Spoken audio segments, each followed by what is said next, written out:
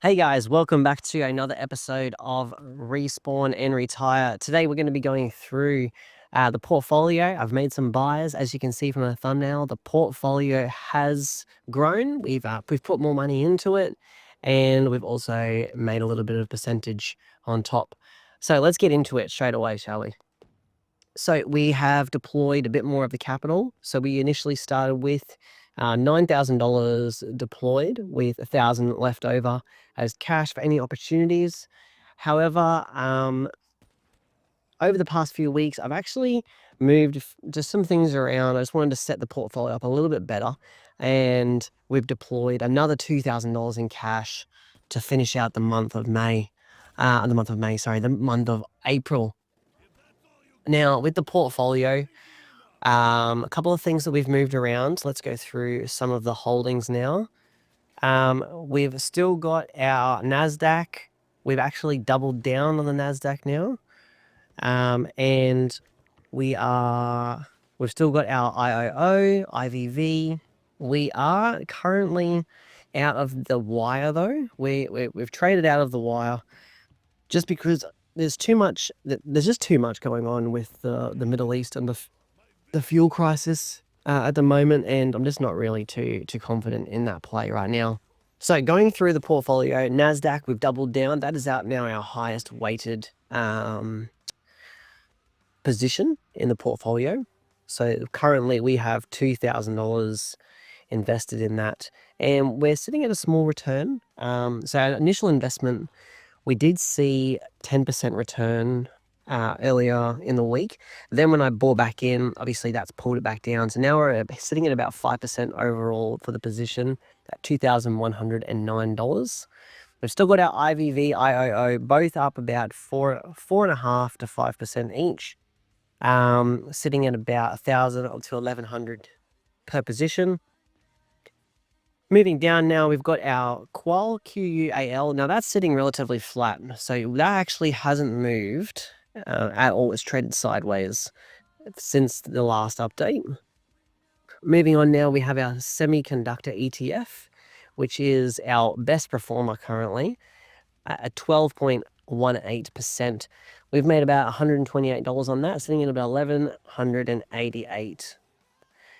Moving on to a couple of new purchases that we haven't spoken about, which is our VGE. This is the Vanguard Emerging Markets ETF, and this really just covers any like the smaller caps or emerging markets in and around Asia and just outside of the US, really. Now, we only got that recently, so it hasn't really moved much, and it's sitting flat at $1,000. Now, a new purchase we do have as well is XMET, and I'm going to go through that. That's our Energy Transition Metals ETF, XMET. I'll be going through that later on in the video about why we purchased that one and what the thought process is. But basically, we're currently sitting at $12,253 in the portfolio, and which is what is that? That is a 2% gain currently on the portfolio, and we've managed to increase it obviously by an extra $2,000 overall from our starting position.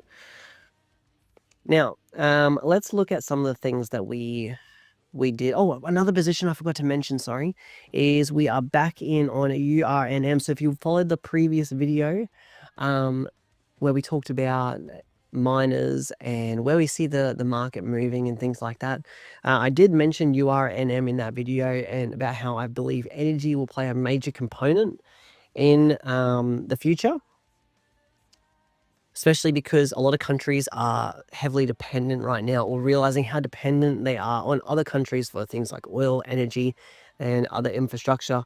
I think we're going to see a really big push with energy, especially with the uranium. And yeah, we might as well get into why we're setting ourselves up with things like URNM, Semi, and so forth. So basically, we're looking at the AI bubble. Now, earlier on in the week, we did see the tech sector report on the big tech companies. So things like Microsoft, Amazon, Apple, Meta, etc. And it was really going to tell us whether or not the AI bubble was a bubble, or if this is going to actually generate some money. So the reports were that $66 billion had been pumped into AI. And I think a lot of investors, myself in particular, were keen to see what these reports came back at. Was there a return on investment? Was there an ROI on this spending? And as we can see, a lot of these companies definitely reported a lot of positive earnings. Some of them have definitely traded down. However, some have definitely traded up. So I think this shows us as investors, or people that are a bit nervous about AI as a market, that we shouldn't be too afraid anymore. And AI is here to stay. It is effective. It isn't just a bit of a fad. And it will continue to provide more and more revenue for companies that use it effectively. So this is why I've decided to start thinking about the AI pipeline and what other industries and sectors are benefiting from it. So starting the AI pipeline, the thing that a lot of these companies need is energy. Now, coal, oil, those kind of things, very expensive, and there's a lot of complications around them. Uranium, on the other hand, nuclear power, a lot cleaner, a lot easier to deal with, in my opinion, and a lot of tech companies are definitely favoring that pathway. So putting money into uranium for the energy of this pipeline is crucial. Then moving on to the minerals, all right? The minerals, the rare earth minerals, the things that are going to be used for the actual chips themselves. XMET is the ETF that we've put in for that. The Beta Shares Energy Transition metals, sorry. This is going to give us a good coverage for all those rare earth minerals that you see, like Linus Earth and stuff like that. Now, once you've got the minerals, they need to be turned into chips, semiconductors, and things like that, which is why we have the semiconductor ETF now. Now, once we've got the chips, we're going to need some place to store them, to actually run the to run the actual hardware themselves. So we're going to need places that, well, hopefully, like real estate, like beta. Sorry, not beta. We're going to need places like for example, an Australian company like Goodman Group, that have a lot of data centers in their portfolio. These guys have a ton of real estate that is holding and housing these massive amounts of data centers, and because companies are going to need warehouses to put this stuff. Okay, from there, within the data centers, within the chips, within the energy, within all this stuff, we're going to need lithium batteries. Okay, lithium batteries, and we're going to get that through the ACDC ETF. Okay, now this is at all-time highs at the moment. We're going to be waiting for a pullback, fingers crossed. And that will tie everything all together. Now, if you look at the pipeline, we've got our energy, which leads into our minerals, which lead into our semiconductors, which lead into the actual warehouse spacing, the infrastructure, which then leads into the batteries, which then ultimately deals with the actual software.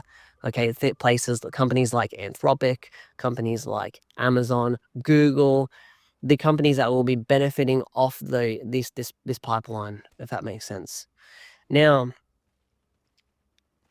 all these companies that I've just listed have grown immensely in the last year, and sitting at a lot of all-time highs. Now, I was a bit cautious on buying in right now because everything is at all-time highs and we should be waiting for a pullback. However, because big tech, we'll call them big tech, has had such positive reporting, I think that this should be an indicator that this momentum isn't going to stop. This is obviously working, and it's only going to get better. It's only going to refine, and companies, especially in the higher end of the NASDAQ, are going to continue to be growing their market share. You know what I mean? They're going to be continuing to grow their services in this industry, and those people further down the pipeline that we talked about earlier will continue to be in demand from said companies.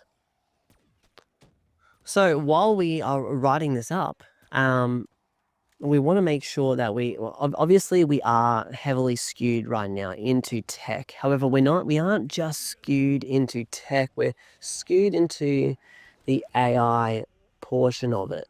You see, we haven't just gone into the tech market. We're looking at energy. We're looking at mining. We're looking at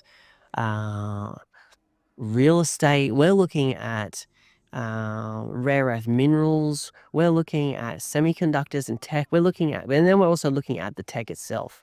So we are diversified, so to speak, from a sector point of view, but we are not diversified right now in terms of outside of the AI.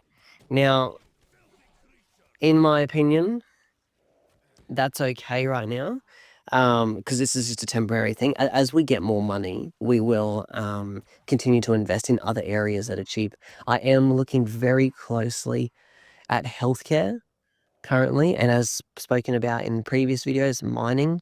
I'm really just waiting on this oil crisis to be over and to see oil prices drop down so that mining can return to its normal levels. What others? And some of the other sectors I'm definitely looking at as well is the banking sector. Trying to diversify into financials is another area. But yeah, so that's the update on the portfolio now, guys. I hope you've enjoyed. Give me your thoughts on what you think about my AI pipeline, any areas you can see going wrong with it. And I'm always happy to chat with you guys in the comments section. Once again, awesome to see the portfolio now growing to just over $12,000. And we will continue to invest every single month as we are on this journey. Thanks for watching, and please like, share, and subscribe. I'll see you in the next one.